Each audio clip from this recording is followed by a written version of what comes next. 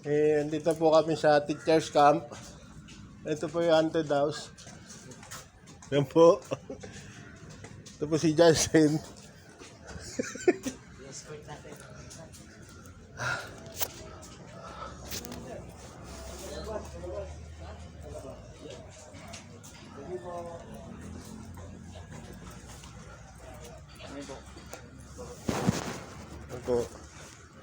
Ito kami. Ito po, maliit yung bahay.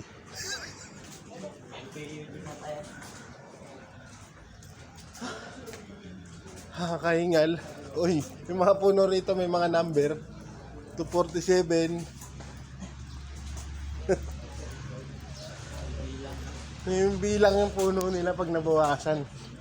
Bawal. Ito pa isang haunted house.